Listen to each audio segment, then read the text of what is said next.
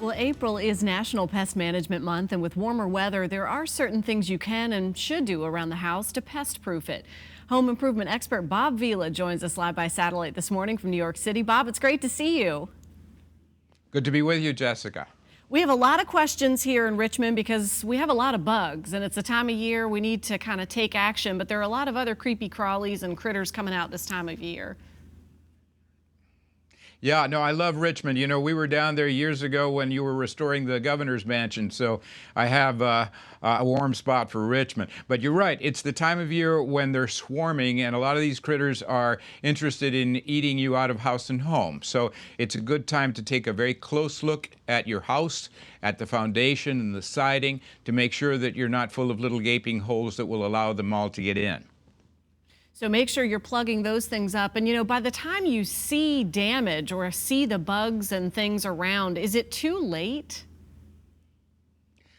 No, it's never too late, but you know, the earlier you get them, the better off you are. And termites, of course, are the biggest problem that Americans have to contend with. The termites do over $5 billion worth of damage to our housing stock every year. So one thing is to see them swarming around in the backyard, but the majority of the termites, if they're already in the house, are quietly at work eating all the cellulose in your wooden trim and your baseboards and your window surrounds and your moldings without letting you know about it unless you really look carefully. And if you're running a vacuum cleaner and you see little piles of what looks to be sawdust, it might in fact be the termites' excrement, which they very thoughtfully will just shove out of their runnels behind the paint and throw out into the room. So that's one tip-off that you've got termites at work. And again, the main thing is to get professional help once you spot something like that, because it's not the kind of thing that a homeowner can do on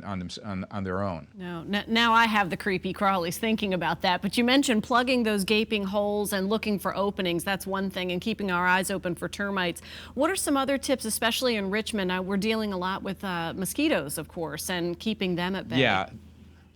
Yeah, that's where we want to go next. Obviously, make sure that your windows are in good shape and your window screens are all in good repair. So part of spring cleaning is to make sure you do any repairs to the screens. But more importantly, prevent mosquitoes from breeding on your property. That means no standing water. Mosquito only needs about a ½ inch of water to lay their eggs, and next thing you know, you got a whole big swarm around there.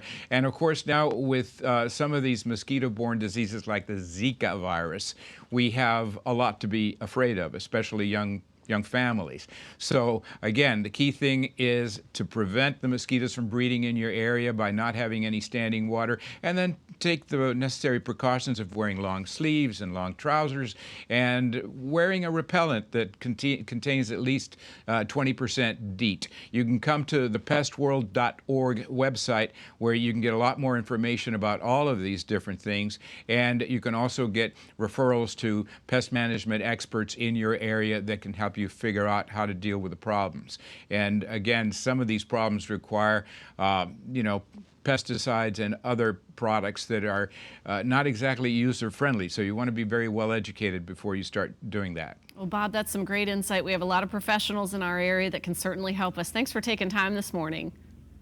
You bet. Good to be with you. Good to talk to you. I have so many questions for those pros in our area. I've got ants, these carpenter bees, those mud daubers. It just keeps going on and on.